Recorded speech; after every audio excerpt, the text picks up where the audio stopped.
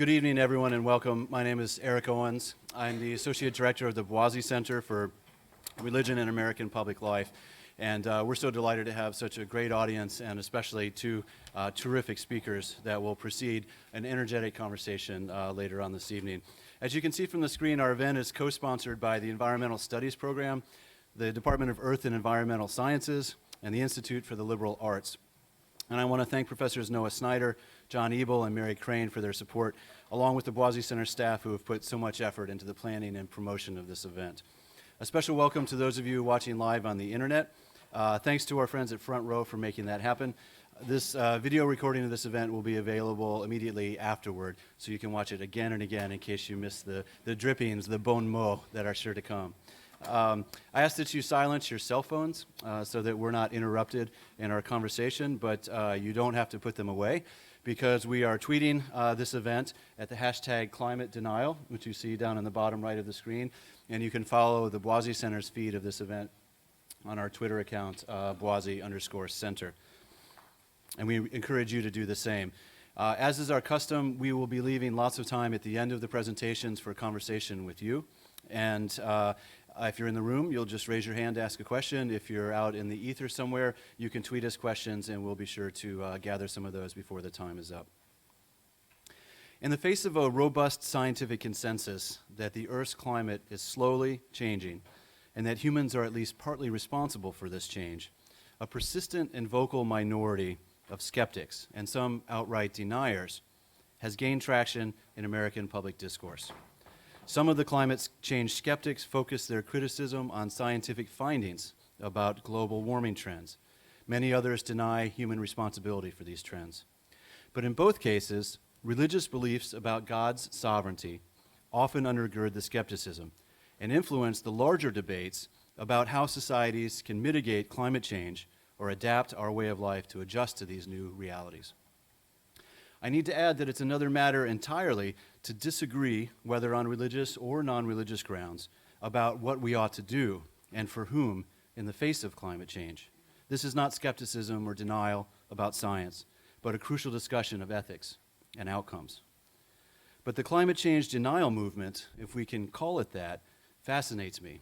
And over the past year, I've tried to understand its religious claims in order that we might find a path forward in our civic discourse that both respects religious believers and allows a serious conversation about the scope of the problem and the range of possible responses.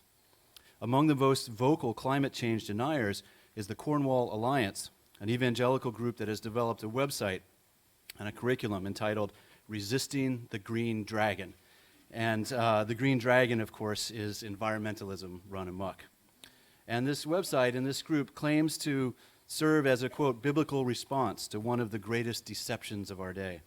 But there are other groups, and they all tap into a broader sense among many religious believers in this country that there's a fundamental conflict between religion and science as such.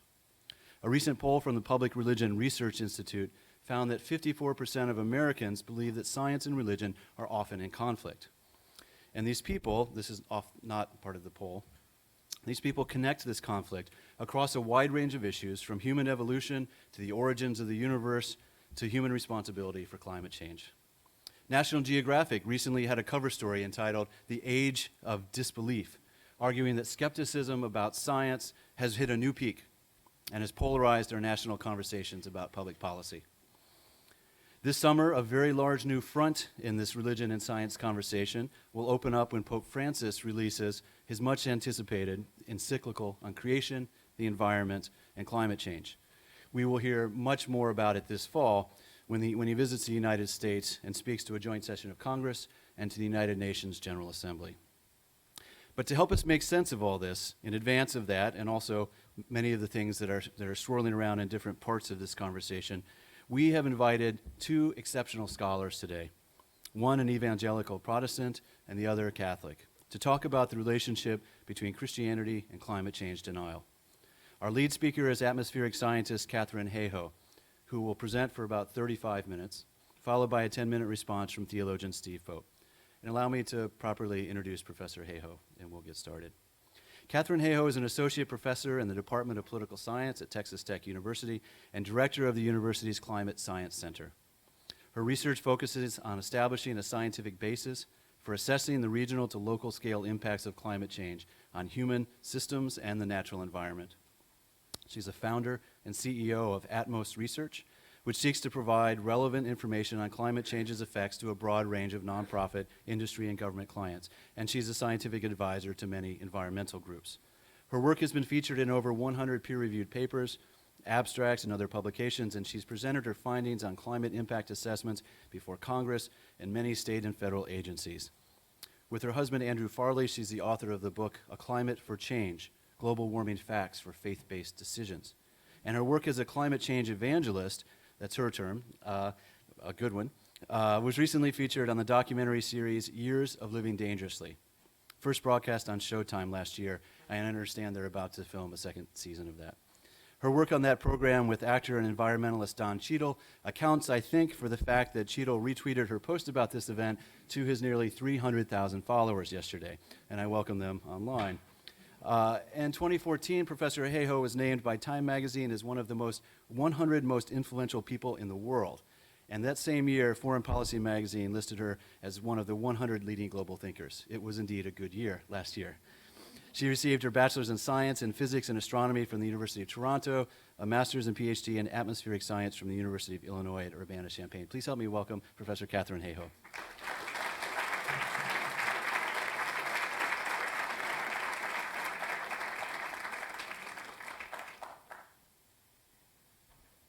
Thank you for that kind introduction. Thank you, everybody, for coming on this rainy, cold day. It's kind of a rule that whenever you're going to talk about climate change in April, there is an ice storm, a snowstorm, a sleet, or a hailstorm. So that's why the weather is what it is today. This is such a unique event.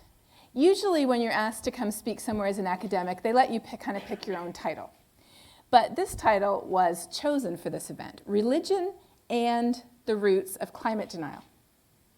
Now, when you're invited to give a talk with a preset title, you can do one of two things. You can either completely ignore it and pull up your PowerPoint for last year about the relationship between Pacific teleconnections and drought over the central US, or you can sit back and you can say, what do I think about this topic? And so that's what I got a chance to do. I got a chance to use this picture, which I love, as the title too, because I think this perfectly sums up what we're talking about here. We're talking about belief, and we're talking about science. One is data and facts-based, and the other is what's going on in here. So thinking about this topic, I came up with 5 thoughts that put together, I really believe, start to tell us a compelling story that helps us understand what is going on. The first thing we know, though, is that we cannot deny that every time we turn on the TV or go to our favorite news site, we are smacked upside the head with headlines like this all the time. The issue of climate change is constantly being conflated with religion. Starting at the beginning, we have quotes such as, "The climate of the globe has been fluctuating ever since God created it." So from the beginning until now, it's always been going up and down, and then continuing on. From now onwards, it will continue to change because of the way God formed the earth, and then eventually, the earth will end only when God declares it is time. It will not be destroyed by man. Just an interesting note, it's always man, never woman. We're off the hook. Other quotes go on to talk more broadly about the issue of science, climate, and faith. Like this quote, saying correctly that 97% of scientists polled believe that humans are doing this. Many of the same scientists, 97 perhaps, believe there is no God. So scientists, like the rest of us, can have beliefs, but that doesn't make it science. I would just like to say as an aside here, that one of my personal favorite researchers is a woman called Elaine Eklund. She's a sociologist who studies science and religion. Now, it makes me a little nervous whenever I'm around Elaine because I feel a little bit like a lab rat. But Elaine's research is so useful because she has surveyed scientists at top research universities, and so she actually has the facts. And the facts are that nearly half of scientists at research universities identify with a specific religious label. I am a blank. Nearly 1/5 attend church services more than once a month. And for those of us familiar with the academic life, that's a pretty hefty commitment. So, sir, that statement is not correct. Going on, though, we see surveys. This is a survey from the Pew Foundation that came out in 2008, but subsequent surveys come up with almost the same numbers. This survey asked, and I will read it because I know this font is tiny at the back there. The survey asked, is there solid evidence the world is warming? And the light green is yes because of human activity. The very light green is yes because of natural causes. Then we have yes, but we don't know why, and orange is no. The Pew Foundation broke out people's responses by everybody in the US, then people who are not affiliated with any specific denomination or church. Then we have white mainline Protestants, white non-Hispanic Catholics, black Protestants, and finally at the bottom we have white evangelical Protestants. 34% say yes, there is solid evidence the earth is warming due to human activities, and that means that roughly 2/3 say it's not. Going on, a more recent survey by PRRI asks, how concerned are you? And again, it looks at all Americans, how concerned are you about climate change, and then it breaks it out by denomination. And here it gets interesting, because we see that Hispanic Catholics are very concerned about climate change. In fact, they are the most concerned group, and they should be, because Chihuahua is going to turn into a desert, even more than it is already. But what do we have at the bottom again? We have our white evangelical Protestants, and we have our white Catholics. Welcome to my world. So we can't deny that there is a clear correlation between certain denominations and climate denial. Not only that, but here is the next thing I noticed. It isn't just that we hear people saying things and that we see the results of surveys. It is that the issue of climate change is being both deliberately and perhaps accidentally framed as a religion. What do I mean by that? Well, let me be very clear. One day I expect to see a copy of this picture with my head photoshopped onto the choir. So far, I don't think any of those heads are mine. There are many, many websites out there where you can find people saying things like, this is a false religion. This is an alternate religion that is being presented, and we must resist it because it is heresy. But it isn't just a framing coming from the people who don't think climate change is real. What do I mean by that? Well, just 2 days ago, the Yale Forum on Climate Communication, which is a tremendous resource, if you're not familiar with them already, you definitely want to be, they released a series of interactive maps where you can go down to the county level and look at all kinds of different information regarding people's opinions about climate change, including this map, which they very carefully and accurately titled as the estimated percentage of adults who think that global warming is happening. Again, adults who think that global warming is happening. I like that wording. That's correct. Do you think it's happening or not? This story was reported on by many venues. The story in Bloomberg picked up on this and said, what Americans think about climate change. This story was picked up by Grist, a magazine which I read quite a bit. What did they call it? Meet the United States of divided climate beliefs. What are they doing there? Subconsciously, I would venture to say, they framed it as a word that is much more strongly affiliated with religion than it is with science. They weren't the only ones. Vice went on to say, do you believe or deny climate change? Here's why this is a problem. It's a problem because In the United States, 77% of people identify as Christian. And that means that 77%, or maybe let's be conservative, 76%, are not looking for a new religion. So when we come along asking people if they believe in climate change, what does that sound like? It sounds like we're trying to convert people to a new religion. In a population where about 76% already have a Christian religion, and most of the rest already have a different religion. I think only 18% are really, truly unaffiliated. So that's why I really appreciate when people take the time to be careful about the words they use. Like this fantastic article from last month that said, you can't believe in climate change because it isn't a religion. You can say I believe in gravity or I don't believe in gravity, but if you jump off the cliff, the same thing is going to happen. And climate change is the same way. We can say we believe in it or we don't, but that doesn't affect what's going to happen. So that's why I think it's so important to clearly distinguish between what is science and what is faith. So one of my favorite verses in the Bible is this one.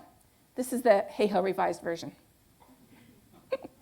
In Hebrews 11, the author of Hebrews defines faith for us as the substance of what we hope for and the evidence of what we do not see. Here's the beauty of it. Science is the opposite. If I had been sitting there beside that person 2,000 years ago, I would have dug their elbow and said, hey, you forgot the second half. Because science is the substance of things that are here and now and the evidence of what we can observe. And if you don't believe me, we'll just go to Google, because Google is, of course, the arbiter of truth in our society. This is Google's definition of science: the systematic study of the physical and natural world through observation and experiment, as opposed to faith, which is a belief based on spiritual apprehension rather than proof. So what I would posit here as a hypothesis is that faith and science are not and should not be in competition, especially with the issue of climate change. In fact, we need both of them to correctly not just understand the problem, but to figure out what to do about it. But before I go there, we have to acknowledge point 3, and that is that there certainly are some religious-sounding arguments out there, right? I think we can all think of some. I saved the best one for last. This one. God is still up there, and the arrogance of people. Now, I'm sorry, but we women are not off the hook here. I said people. The arrogance of people to think that we human beings would be able to change what God is doing in the climate, to me, is outrageous. This is the number one most common objection that I hear when people talk about climate change. People who have a very strong faith. It's the idea that climate change challenges the sovereignty of God. Here's the thing, though. There's verses in the Bible that talk very clearly about how we reap what we sow. In Corinthians, the Apostle Paul writes to the Corinthians and says, you asked, is everything permissible? Everything is permissible, but not everything is beneficial. Our choices have consequences. Do bad things happen to good people in this world? Yes, they do. Do our choices have consequences? Yes, they do, and we see that all the time. What is climate change other than a consequence of choices that we have made as a society over the last 300 years? Now, don't get me wrong. Back 300 years ago, we didn't know that digging massive amounts of coal and natural gas and oil out of the ground and burning it would produce all this carbon that's building up in the atmosphere, wrapping an extra blanket around our planet, causing it to heat up. We didn't know that 300 years ago. And also, don't get me wrong, the Industrial Revolution has brought us many benefits. I personally don't think I would be alive today if it wasn't for the benefits that medicine has brought us. I had a terrible accident when I was 1.5 years old, fractured my skull, ended up in the hospital for I don't know how many weeks. And I probably would have died if it wasn't for the benefits that technology had brought us today. I have a bump on my skull that's literally 3 inches thick, if anybody ever has to identify me. Now you know. But now we do know, don't we? And in fact, the surprising thing is we've known for well over 100 years that all of this burning of coal and natural gas and oil produces a change in our climate. We do know what the consequences are now. So it isn't a case of challenging God's sovereignty. It's a case of acknowledging that God has given us a brain and free will to use to make decisions with. That's not the only objection we hear, though. We also hear, and you'll see me cite this PRI study quite a bit because they ask such great questions, that people are much more likely to attribute the severity of natural disasters to the end times than to climate change. Corollaries of this, which you may find featured in a scientific and biblical expose of climate change,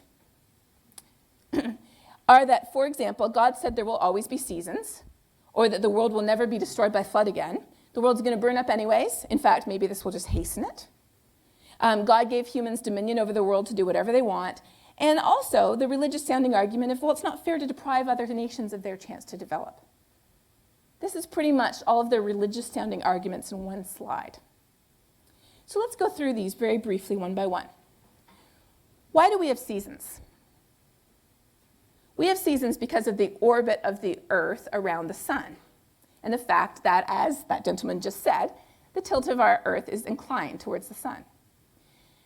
Is climate change affecting the orbit of the Earth? No.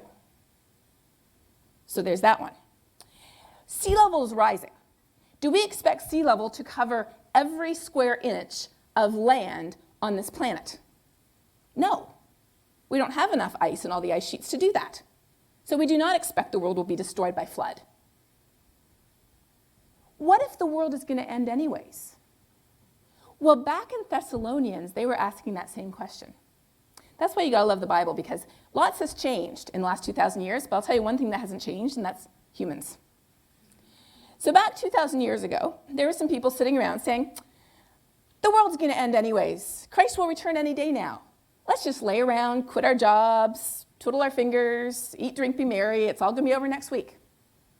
And the Apostle Paul wrote to those people, and he said very sternly, he said, get a job, support your family, care for the poor and the needy and the widows, because you do not know the day or the time. And in the meantime, we are called to love others and care for others, not sit on our behinds, acting like there's nothing we can do in this world. Now that is a bit of a paraphrase again, but that's kind of the sense. And then you have questions like, well, if God gave humans dominion, doesn't that mean we can do whatever we want? Well, picture someone who is a CEO of a big corporation. They have dominion over that corporation, correct? Do we respect them if they run that corporation into the ground? No. We respect them if they invest in it, if they help it develop to reach its full potential, if it is healthy and thriving. That's who we respect. And so even from that perspective, we don't respect people who run things into the ground. And the last one, it isn't fair to deprive other nations of development. No, it isn't. But when you go to Africa, are they putting in party line telephones all over Africa? No, they aren't. Everybody has cell phones there. Why is that? It's because they're leapfrogging right over all our old inefficient technologies. Do they have infinite resources of coal in Africa? No, they don't. But I'll tell you what they do have, sun and wind. So yes, I think people should have the chance to develop, to experience the benefits of the life that we have here. But they don't have to do it the same old, dirty ways that we did. When we look to the Bible, we see very clear guidance on how we are to view this issue. Now, there's no verse that says climate change is real. There's no verse that says cut carbon emissions 92.8% and you'll be okay. And there's no verse that says the true price of carbon is $42 a ton. It would be helpful if there was, but there isn't.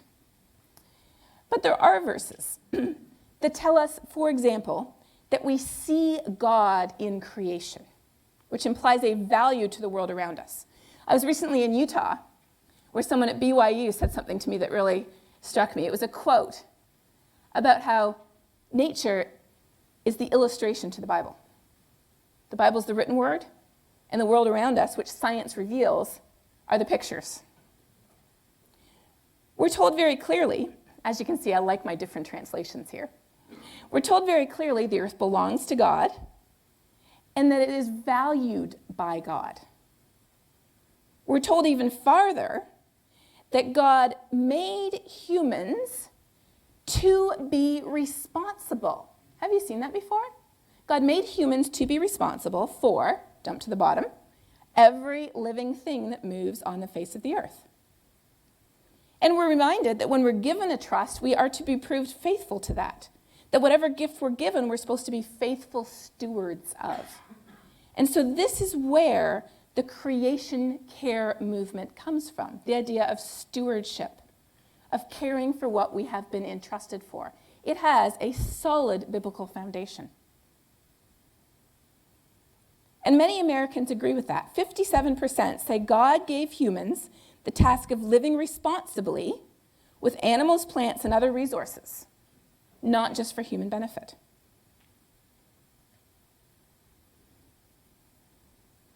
There is a verse in Revelation, though, and I believe the Pope knows this verse.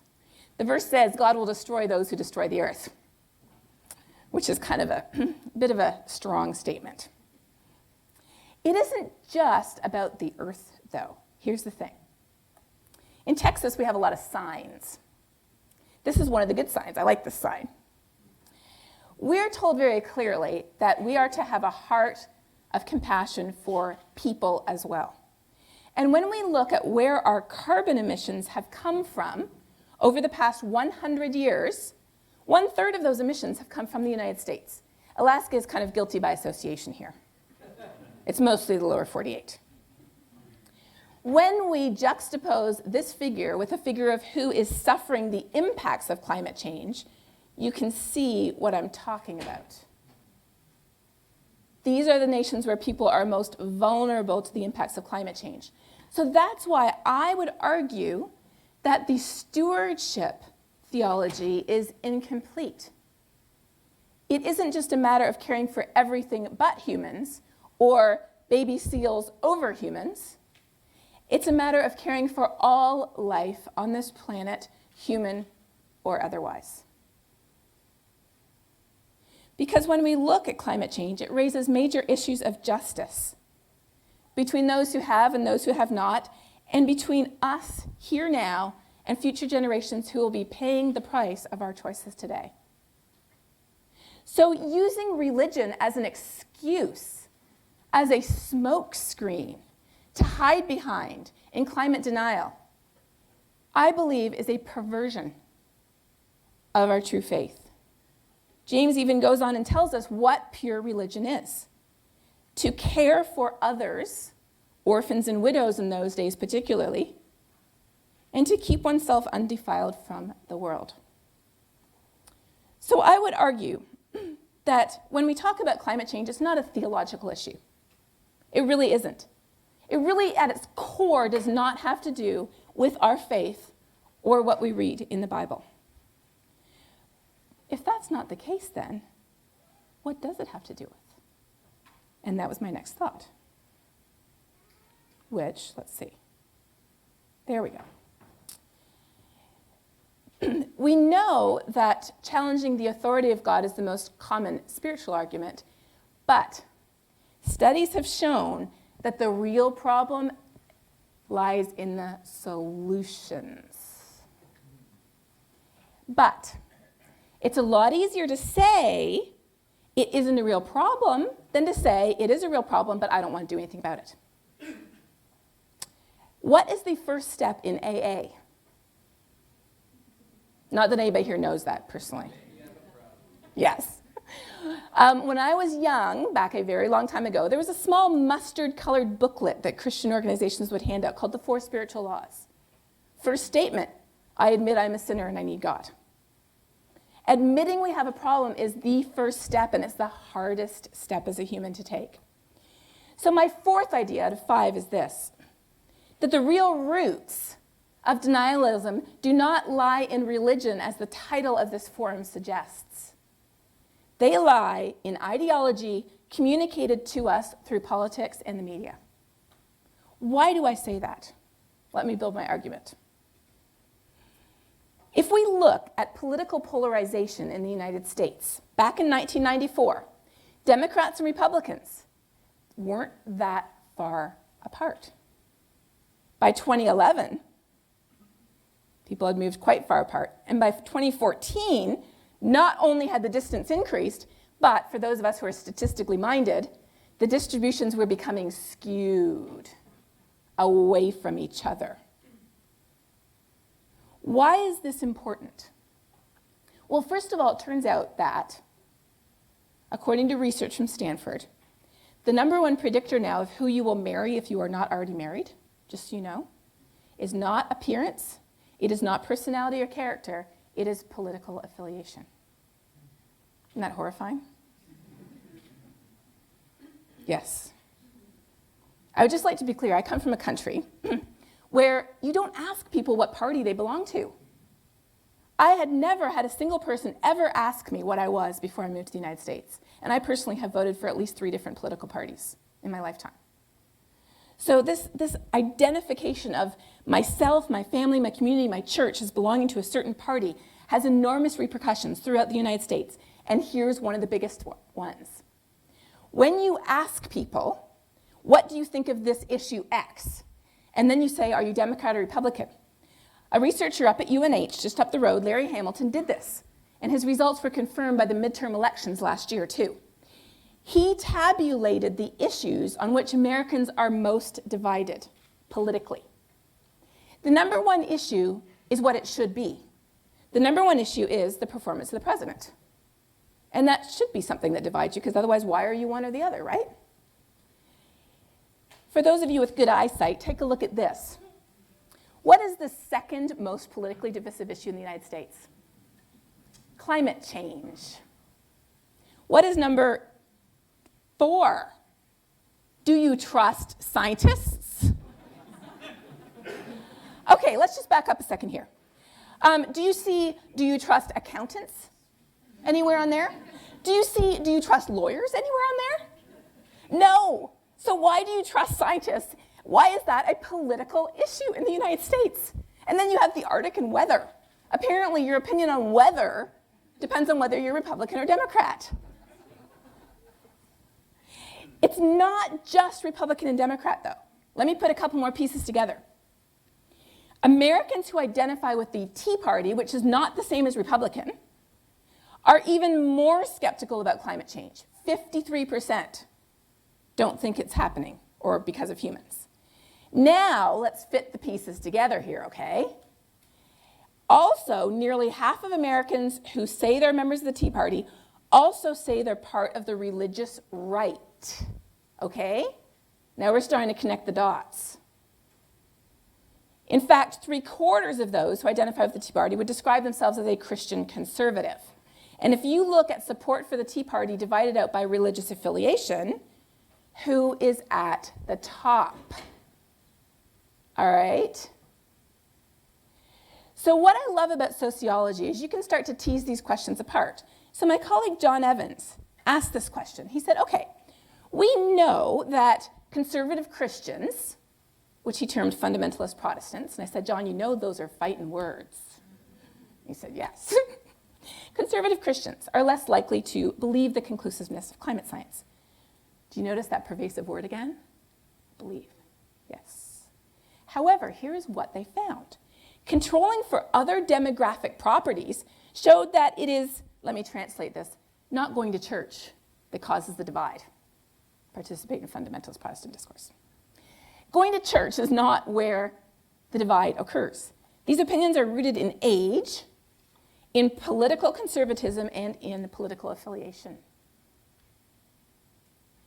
So why do evangelicals disproportionately disagree with climate change? Is because they're disproportionately members of the Tea Party. And the Tea Party disproportionately disagrees with big government solutions to problems. That's the logical connection.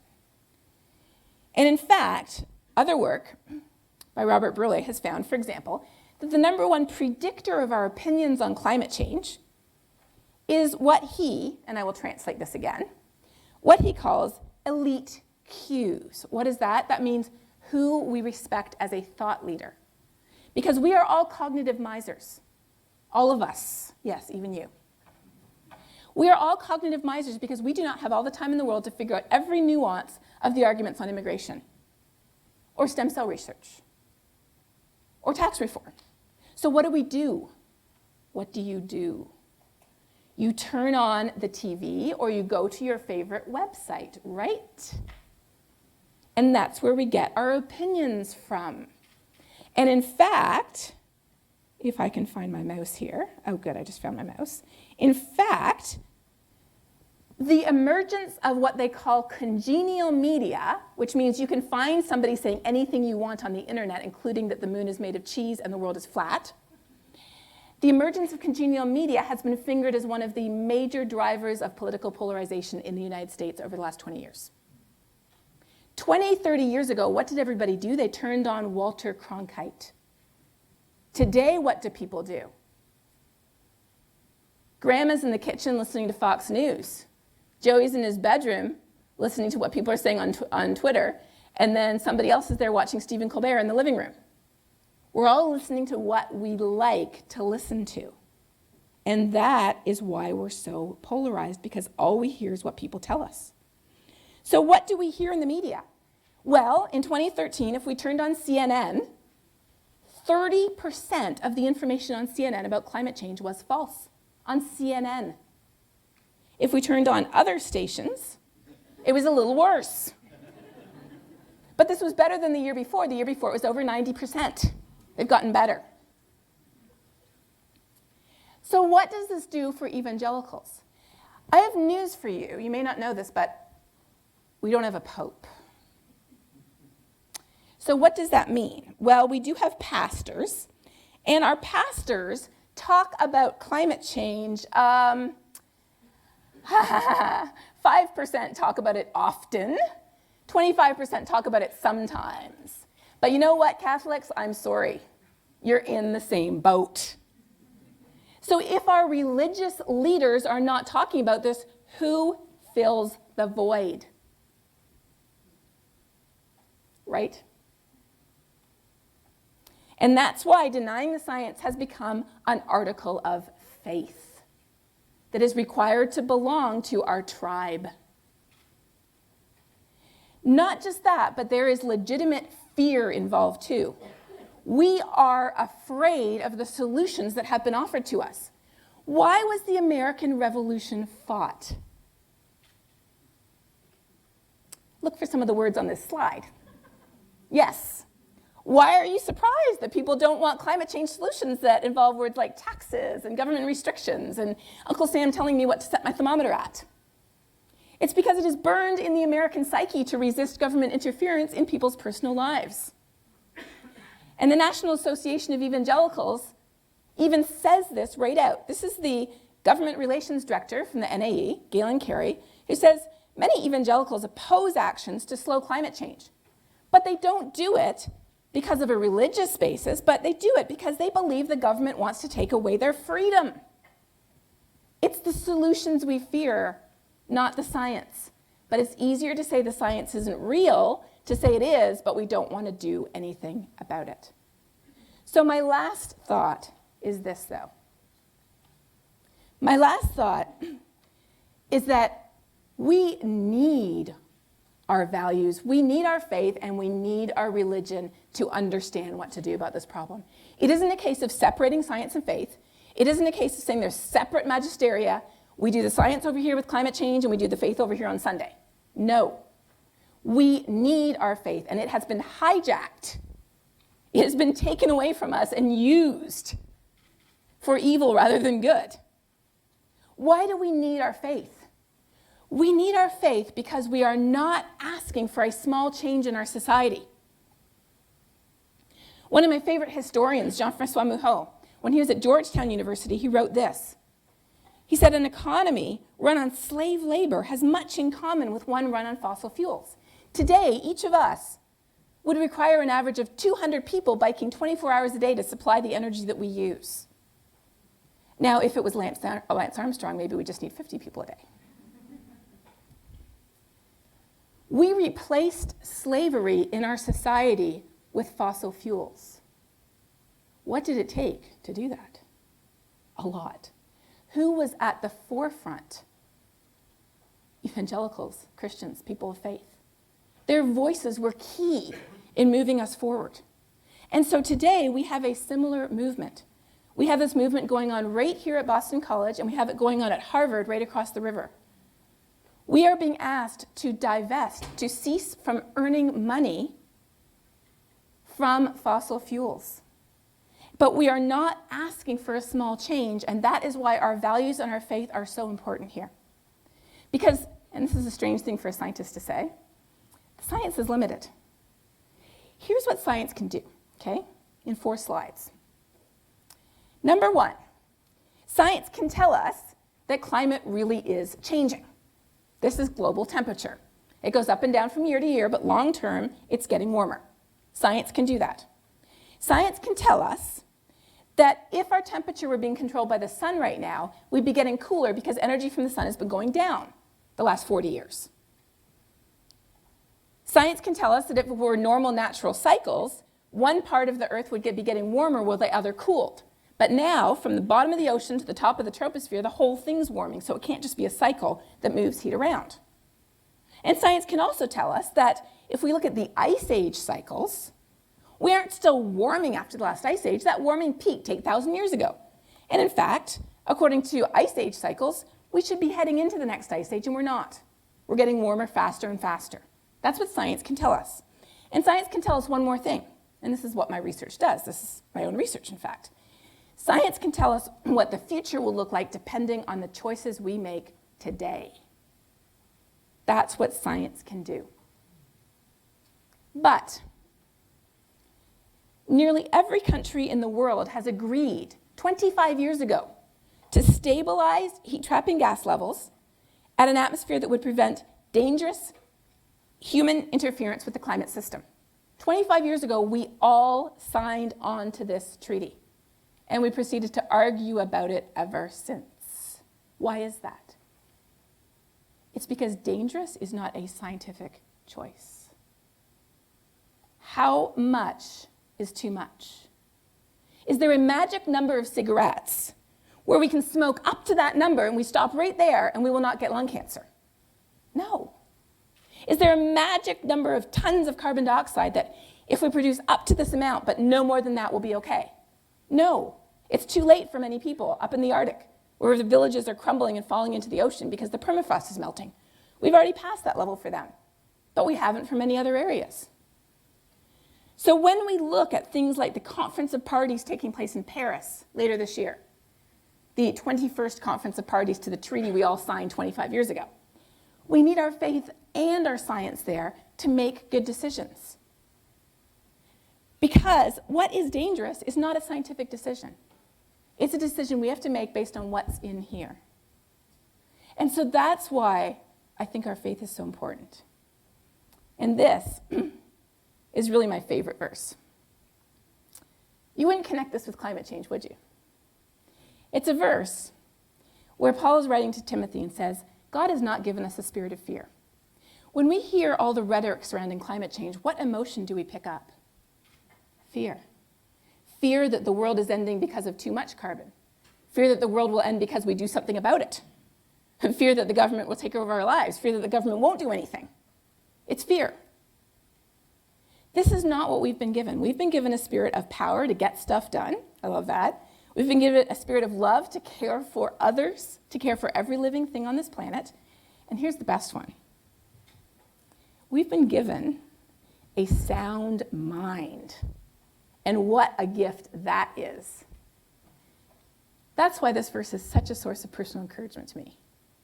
That's why our faith matters, because I believe that I have been given a sound mind and a spirit of love and power to act rather than cowering in fear when confronted with not only the threats that I receive personally, but with the global threat that we pose to people here on this planet. It's not a guilt thing. Someone once said to me, You know, every time you turn on your car, you're sinning. And I live in Texas. If I don't turn on my car, there's nowhere to go and nothing to do. So I did not take very kindly to that remark, I hate to say. In fact, I felt like getting in a large vehicle and just driving circles around the parking lot. Sinning! More! I didn't do it. That's not what we read here either. We read that the only thing that counts is our faith expressing itself through love. And that's what climate change is an opportunity to express our faith through love. So that's why I'm going to close with a quote from one of my favorite scientists, who I grew up watching movies of when I was a little girl, Jane Goodall. Jane Goodall was reproached for naming her chimpanzees. She was told, "You are losing your objectivity as a scientist. You are personalizing your subjects." And she replied after reflecting on this for 40 years. Just this year, she said, "It's only when our clever brain and our human heart work together in harmony that we as humans can achieve our full potential." Thank you.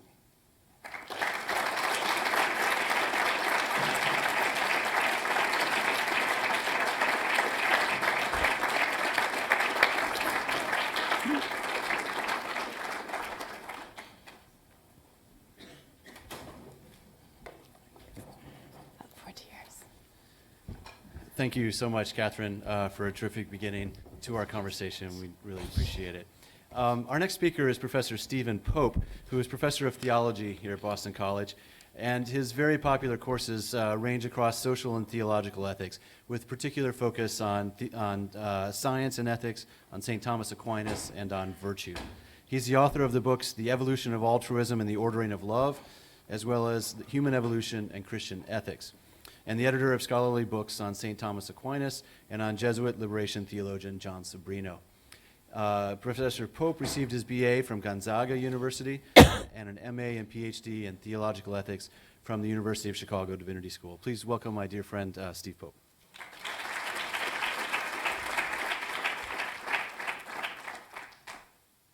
Thanks, Eric. Can you hear me okay? Okay? How's that? Better? I'll try to enunciate.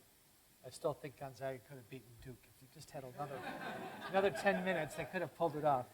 But this is a different kind of war. I'm going to try to speak clearly and quickly because I've been given 10 minutes, and I'm trying to show self-restraint over a topic that we can all talk about for hours and hours.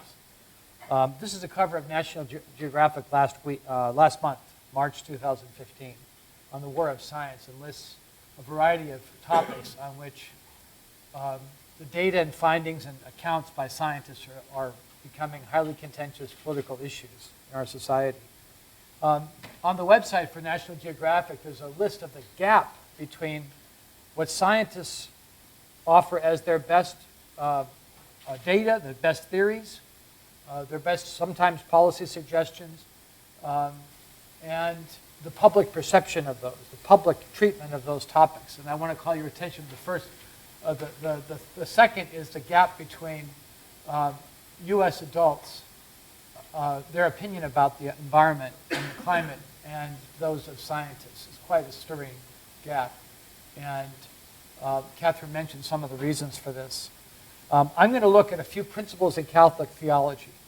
So I'm doing kind of a Catholic counterpart to Catherine's evangelical theology because I want you to see that there's a tremendous convergence theologically between two positions that often people think are at odds on many fundamental questions. In fact, of course, as the world is more pluralistic, the more Catholics and evangelicals see themselves as partners and cooperators rather than as competitors. But the first is St. Augustine, who's, I think, the most important theologian in the history of Christianity. Certainly had the most impact. And Augustine held and really defined mainline Christian biblical interpretation up to the present time. He argues that the Bible cannot be properly understood as affirming what is true, as affirming as true what natural science teaches is false. I'll clarify, say it differently. For St. Augustine, absolutely nothing that is found to be true by well-established scientific methods contradicts a proper interpretation of Scripture because they talk about different things.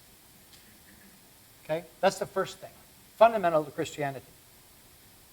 If a Bible passage refers to natural phenomena in a way that contradicts the finding of science, Augustine says Christians should defer to the latter, to science. Not across the board, but well-established scientific findings. For example, Augustine says that when Genesis describes a light created before the sun and the moon, it cannot refer to physical light because physicists show us that there cannot be physical light without a luminous source, that we know that this particular passage does not refer to physical light. Science helps us interpret the Bible. It's not hermetically sealed in a separate compartment. The same thing applies in modern Augustinians, that is, when I say modern, I'm talking about 17th, 18th century, to language the Bible talks about using common sense perception. The sun rises in the west and sets in the east, and people use that against Galileo. Said you can't contradict the Bible. Galileo quoted Augustine to say that you have to read the sense of Scripture and not interpret Scripture as if it's trying to give us a scientific account of the natural world. Thomas Aquinas, the most, I think, influential Catholic theologian, held the identical position. True science, he says, cannot contradict the truths of faith. Why? Because God is the author of all truth. If we think there's a contradiction somewhere, we have to figure out where we've gone wrong. God is the author of all truth, and whatever reason discovers to be true about reality ought not to be challenged by an appeal to sacred texts. He says if you appeal to sacred texts to contradict science, you're just going to discredit the sacred text. You're going to discredit the Bible. You're going to discredit theology. John Paul II, no liberal, held that faith and science in this Thomistic tradition complement one another. And he says not that they're in separate compartments, not that the theology is up here and science is down here and they're not relevant to each other. In fact, he says there should be cross-pollination for the health of both. Science can purify religion from error and superstition. Religion can purify science from idolatry and false absolutes. Each can draw the other into a wider world, a world in which both can flourish. Properly construed theology gains creativity and vitality by being engaged with science and is not threatened by it in the least. Catholic ethical principles complement this theology.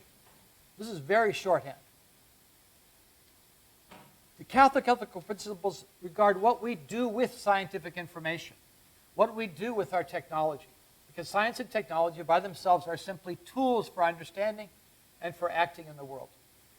Firstly, the Catholic principle that we ought to protect human life and dignity, use science for the protection of human life and dignity. Secondly, that justice is not just about individual contracts and rights, but about the common good. How do we promote the good for the whole community, not just for the elites? Thirdly, the virtue of solidarity enjoins us to take responsibility for one another. Not one another as in my own family, my own tribe, my own community, but all members of the human race, and particularly, as we'll see, the most vulnerable. Thirdly, Catholic ethics conceives of freedom as responsible self-determination and civic participation, both belonging and freedom, related together, rather than as simply radical autonomy, each of us needing to establish ourselves over and against others is not the Catholic approach to freedom. Fifthly, stewardship for human communities, habitats, and the planet as a whole.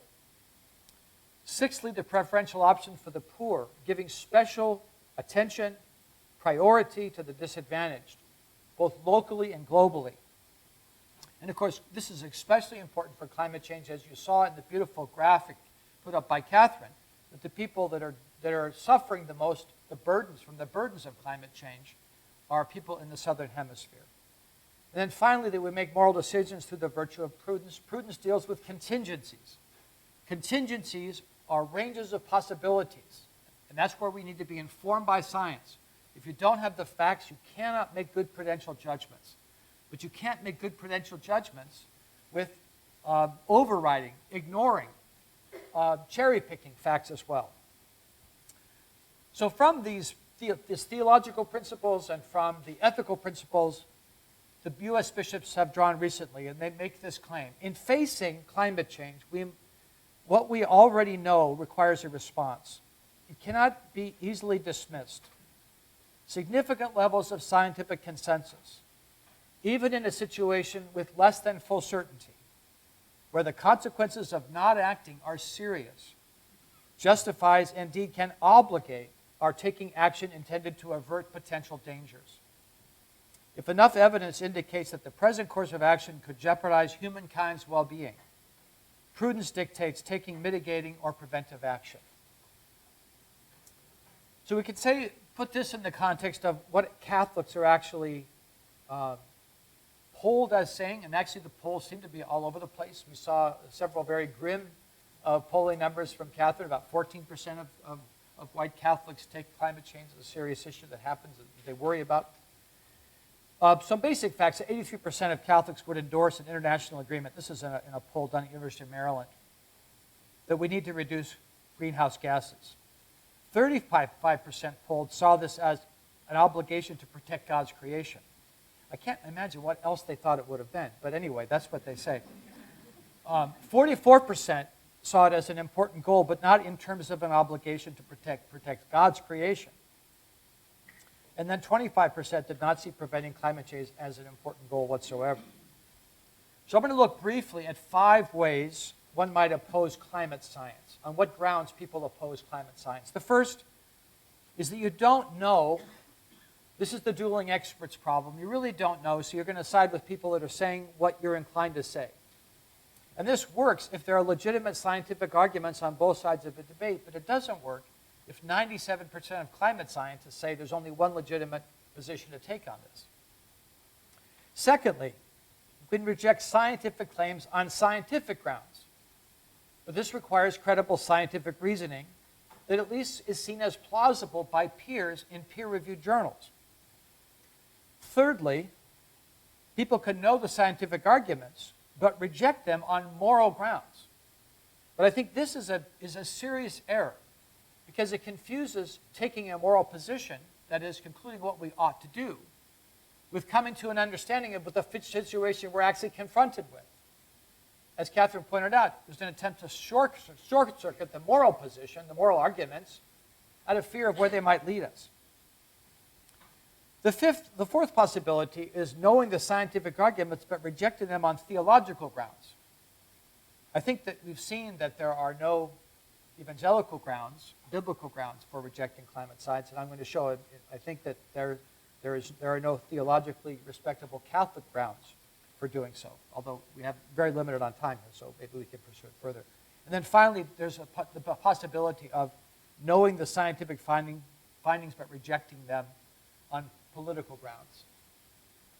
And some of these you are familiar with: responding to the over-centralization of political power in big government. The problem is that scientific findings as such do not dictate social policy. Those are human choices that we have to make, but they're better made on the basis of sound rather than unsound science. And a political goal does not warrant ignoring or denying scientific findings, particularly when it comes to something as important as climate change. So here are some Catholic reasons for denying climate change. These are some of the major Catholic politicians in Congress, both the House and the Senate. First of all, there's the jury is out argument. So Paul Ryan says, I don't know, and neither does science. Secondly, climate scientists are either incompetent or politically biased, is the second kind of argument. And you can see John Boehner, for example, says that science is almost comical. I'm not sure where he finds the humor, but Rick Santorum says it's absurd that we could change the climate. Thirdly, there's just the flat-out stubborn view of Marco Rubio. I just don't believe it. You can say whatever you want, but I'm not going to believe it. And then fourthly, there's the theological argument. This is the only one I could find. There are probably others. This is the only one that's repeated the most, and it's the God sovereignty argument, that God's sovereignty disallows human-generated climate change.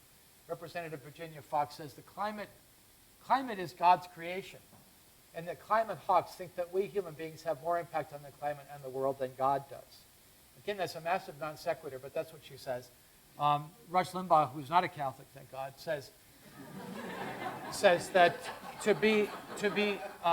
Rush Limbaugh says to be a believer in climate change, you have to be an atheist, because what it says is that God doesn't have care over creation.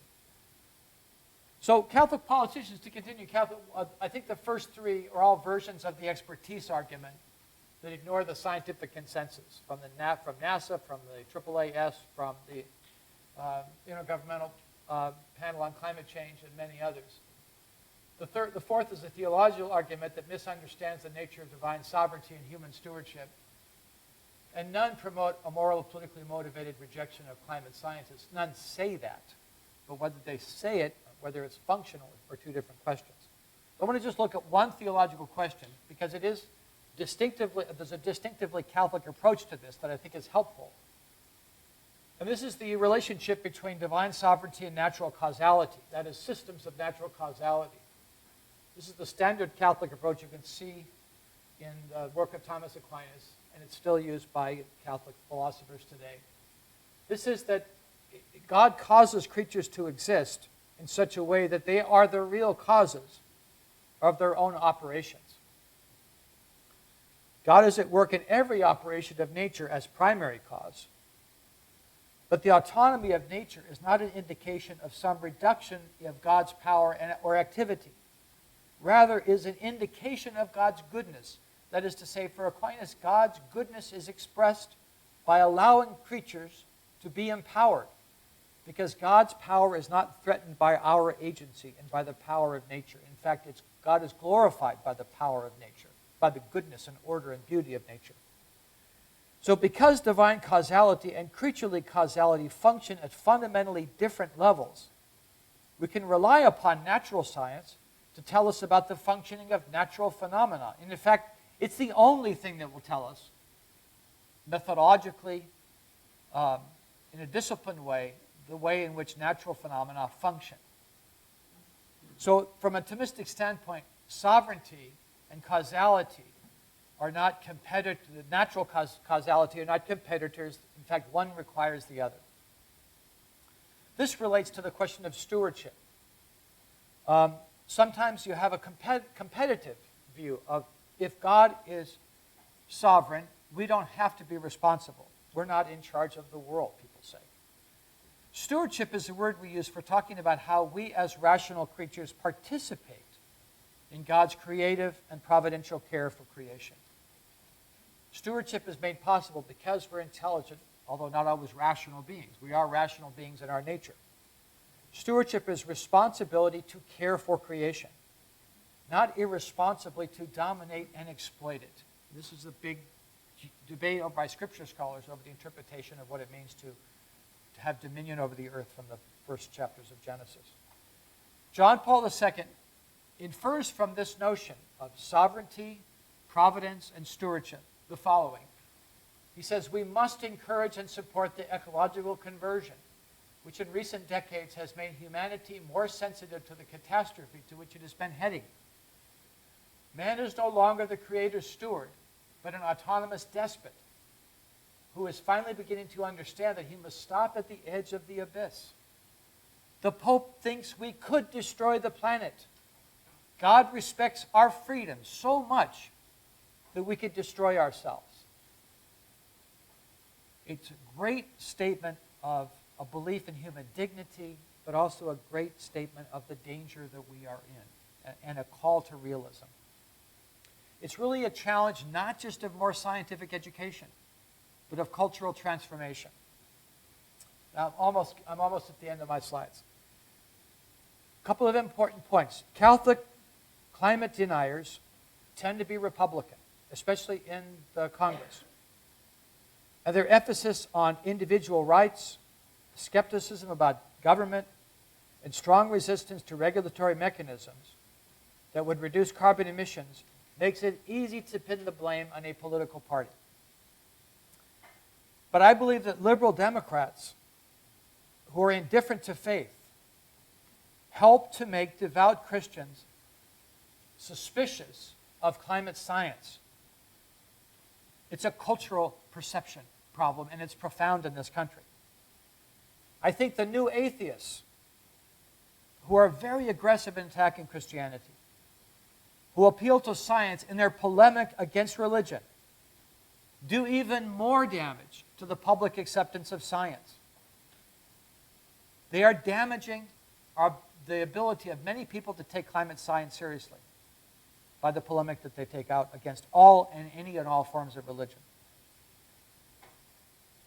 Science literacy, an important study done just recently at Yale, found that science literacy correlates with polarization in climate science, not consensus. That is, the more people get scientifically literate, the more they find evidence to stockpile for their own ammunition for their own position. People use science to confirm beliefs that reflect their wider worldview. Confirmation bias is rampant, except among theologians.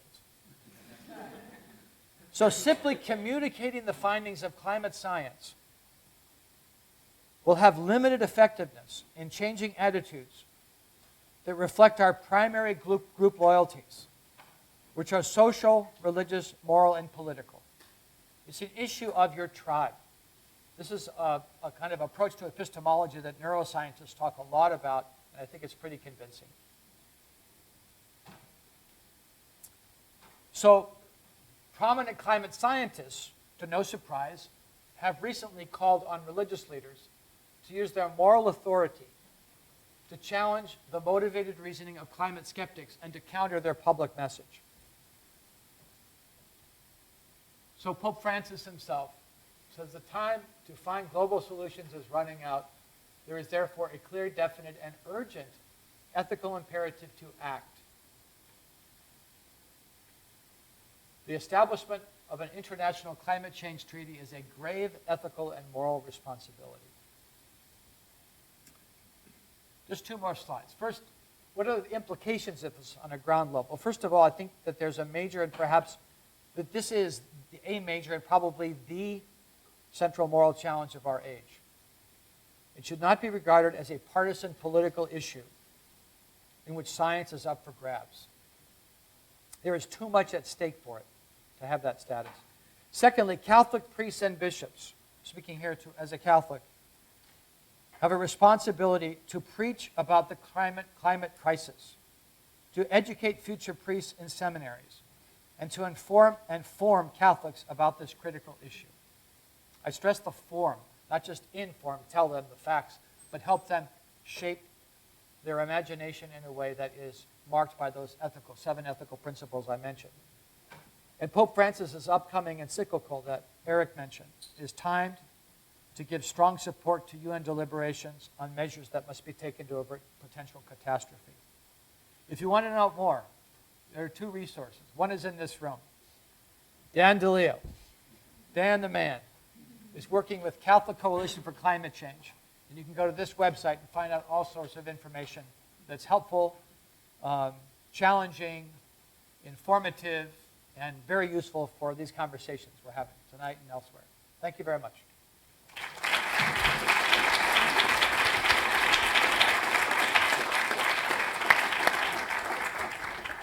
So I'd like to invite our speakers to join me up front here for a conversation. We'll make sure that our mics are turned on.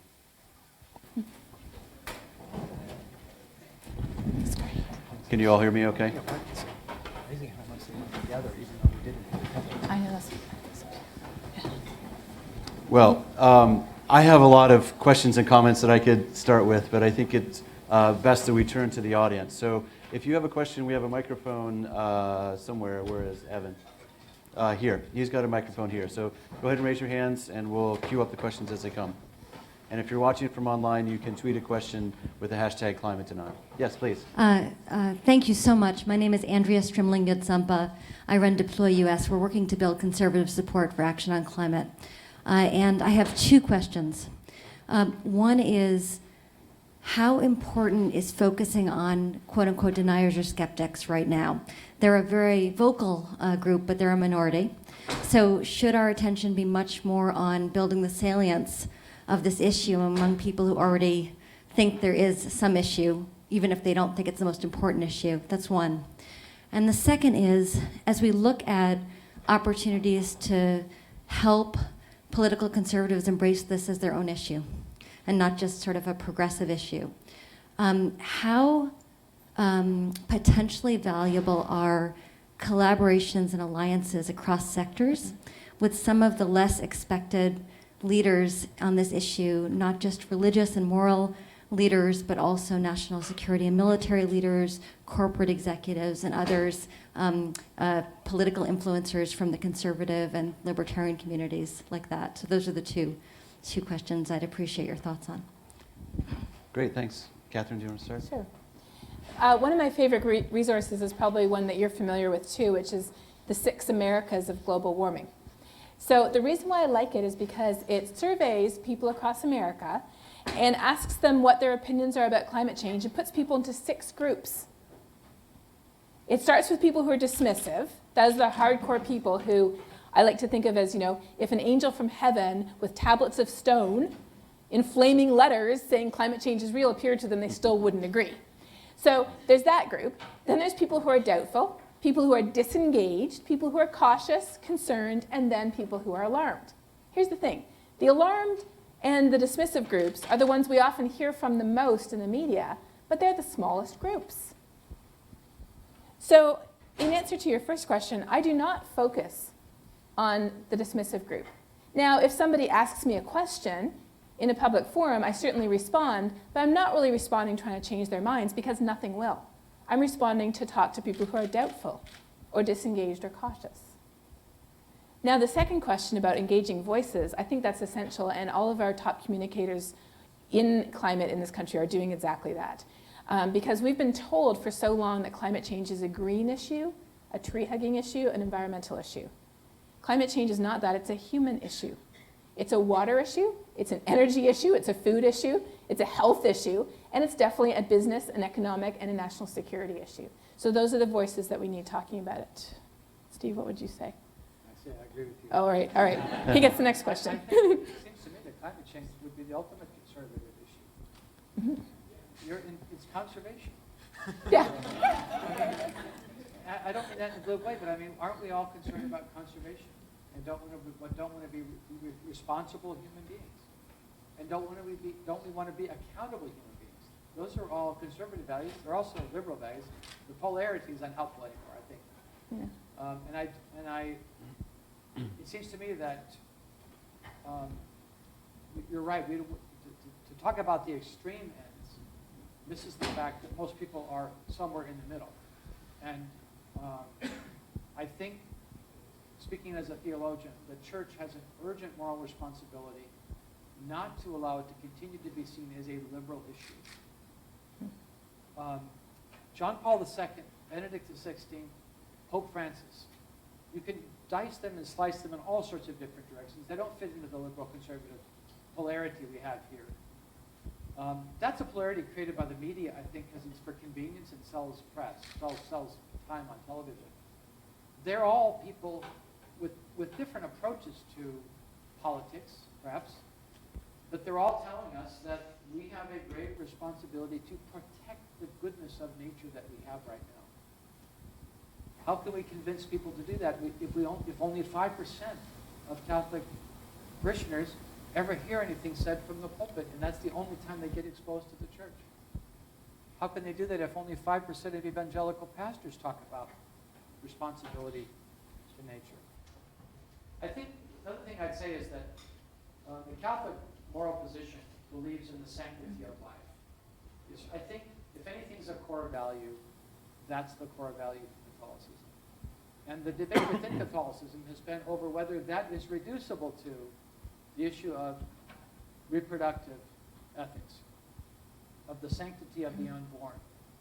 And my favorite churchman of the 20th century, Cardinal Bernardin, made a strong plea that we need to think of life as the ethic of life as a seamless garment that includes the very young, but also the very old, those who are poor and of limited means, and those who are on the margins of society because of mental illness and the severely demented, but also the consistent ethic of life needs to extend to all life and not just human life.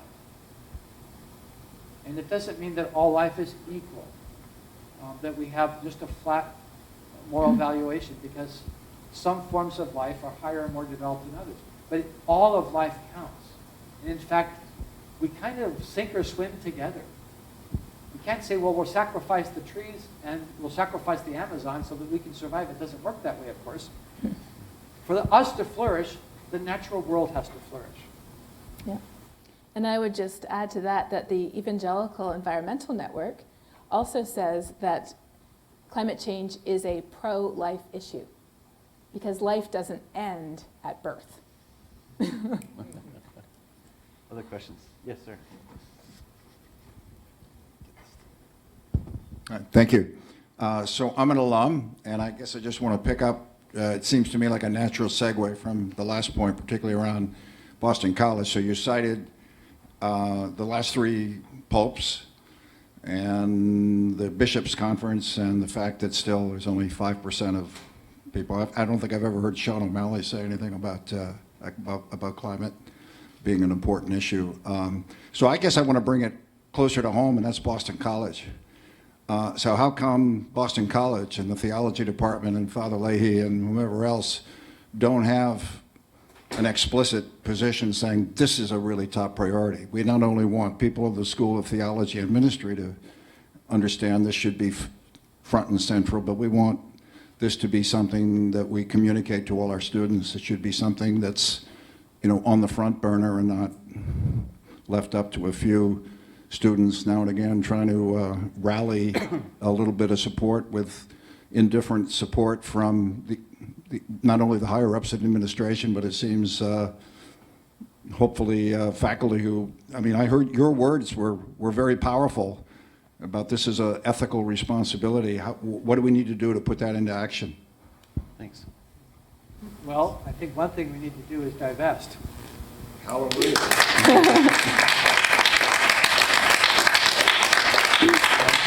And there's a march on Sunday. Is it Sunday? You're at BC? Correct. And we have meetings on Tuesdays. I have a flyer here. Yeah. But I think There that there are a lot of, you pointed to a lot of bodies at BC, a lot of aspects of the institution. The university as such doesn't take a policy stance on things. And I think that's what Father Leahy would say. I think we do have a lot of faculty that are interested and considered and committed. But I'd say that the passion here is kind of muted, and that we really need to take it more seriously. And I think that there's more passion among a small group of students, but that needs to be developed, to be encouraged. So that's one reason I'm really glad Eric was able to sponsor this, and hopefully other events like this. There are theologians in the department that are very committed. I have a colleague right here, John McDarr. Academics tend to work in silos. We tend to do our research on 14th century, British poetry, or on how stained glass chemistry works, or on, an account of the sociology of lost tribes in the Amazon and so forth. And you're supposed to resist generalization because it makes you dumb. But I do think this is, if you believe this is the primary moral issue of the day, and that there's a lot at stake in this, I think that we could think of this climate change issue as analogous to the civil rights in the way that they came to pervade college campuses. The debates, the action, the conversation about civil rights pervaded Catholic campuses in the 60s, and we need to make this as the issue for the next decade and on. So I think what you're saying is exactly right. Thanks, Steve. Let's get another question. We had a hand up front. Yes. Hi, my name is Erin. I'm a member of the divestment campaign here at BC and a faith organizer for a larger divestment network, also a Catholic and aspiring scientist. So I love what all you said. I was wondering, because it's been hinted at, especially in your slides, Catherine, when you showed the different religious sects split up. It seems that white Catholics and white Protestants were the least concerned about climate change. And I was thinking, in contrast to the environmental and conservationist movements, you think of John Muir and the Sierra Club, and that's traditionally a very white kind of movement, as opposed to this climate justice movement, which has like, so I was just wondering if you could speak about like why people are more resistant to like climate justice as opposed to environmentalism, and like this, like why white people, maybe with a certain amount of privilege are like more resistant and are less concerned even if they believe in climate change. Great question. Yeah, I would just say in a nutshell that people resist something they perceive to threaten things they hold dear. And so that is wherever we see the resistance, it's not a case of trying to overcome resistance with facts. Facts have been shown to actually harden resistance. We have to identify the root of the fear. It all comes down to the emotion of fear. People are afraid that something we cherish, it could be our freedom, it could be our comfortable lives, it could be our identity, will be ripped away from us if we agree with the science and say that we need solutions to this issue. And so I think that that perspective helps us to be a bit more understanding sometimes. But it also helps us, I think, communicate more effectively. Rather than hitting each other upside the head with facts and figures, connecting from here can be very powerful and can often even lead us to some surprising agreements once we're willing to open up and talk about that. So that's the advice I always give people on Thanksgiving dinner. Well, what if, building on the question, what if the fear that our comfortable lives will somehow become less comfortable? What if that's right? What then? I mean, first of all, I think they will definitely become a lot less comfortable if we allow climate change to continue. Yes. I think that as humans, I honestly think there's some physiological resistance as well, just the way our brains are built. A lot of us don't like change. We don't want to do things a different way. And this involves a big change. So that's why I think talking about solutions is so important. And it's something I had to educate myself on. Because I'm a physical scientist. I don't do solutions. That's an engineering thing. I do science. I had to educate myself on solutions because if we're presented with awesome solutions, we'll get on board. Let me put it this way. Who here has one of those old cell phones that's this big? Anybody? No, why not? It's because the new ones are cooler and they're much more awesome, right? So in the same thing, if we have climate solutions that are the iPhone 6, people will want them. Right now, we've been presented with climate solutions that are England in the Revolutionary War, and nobody wants them. Other questions?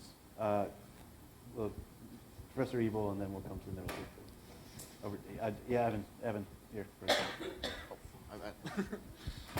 I'm Professor John Ebel, and I'm the chair of the Department of Earth and Environmental Sciences. And in answer to the question earlier, there actually is an awful lot of work that's being done on the campus on issues related to global climate change at the scientific level. We have faculty in the Department of Earth and Environmental Sciences who are specifically studying this particular topic. We've had courses for years on the scientific aspects of this question. It's now a focus of our new environmental studies major and has been a focus of our environmental studies minor. And right now, the science departments are developing a new strategic plan for the sciences at Boston College. And two of the three pillars of that are actually environment and energy. And so global climate change will obviously be one of the issues that will be coming up in those pillars. So I have one last brief question. The gentleman here. Evan, can you grab? He's got a microphone for you. Oh yeah, thanks. Thank you. It was great to hear both speakers. And I will refer to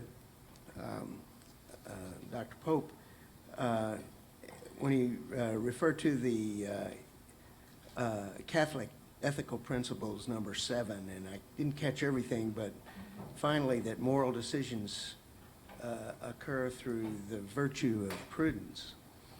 And then coming to the U.S. Bishop Congress with the conclusion about the obligation about looking at the scientific facts and taking mitigating action. And a little later on, you then pointed out that scientists who start to, how you say, go whole hog in attacking religious perspectives.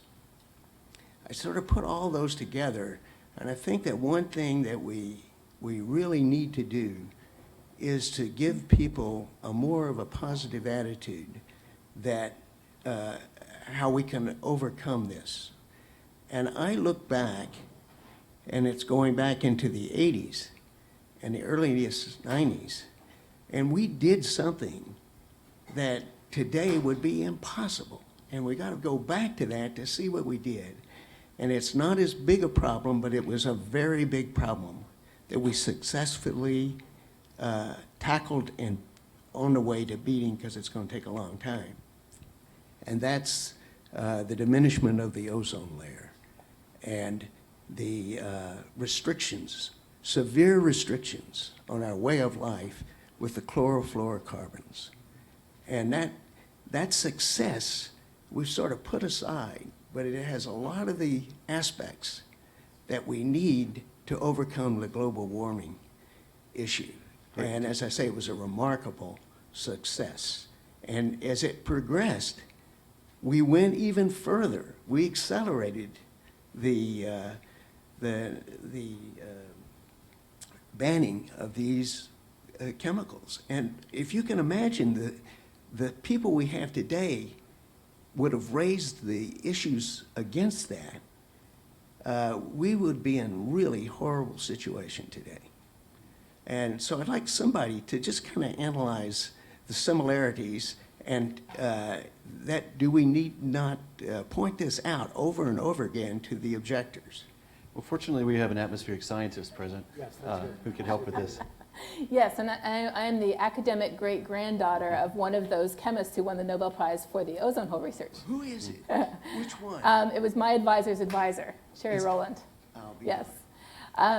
So that was a tremendous success.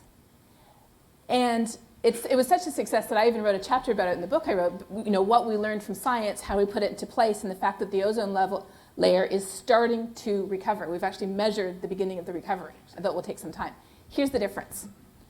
Where were those chemicals? They were in our air conditioners. They were in our refrigerators. They were in our hairspray cans. And they were in our Nike Air shoes. Where are fossil fuels? Everywhere. That is why we certainly have a lot to learn from it, but climate change is orders of magnitude bigger because it pervades every aspect of society. But thank you for that comment, because that is definitely something that we can learn from. Well, we have reached the end of our time here, but not the end of the conversation. I hope that you'll leave this room with a little better understanding of the challenges we're facing, but also a little more of a hopeful understanding of what we can do in the future as well. Our most important task is to complete the cookie table that's outside of the back door. Yes. Thank you to Gus and Student Affairs for that. But mostly thank you to our speakers for a terrific presentation.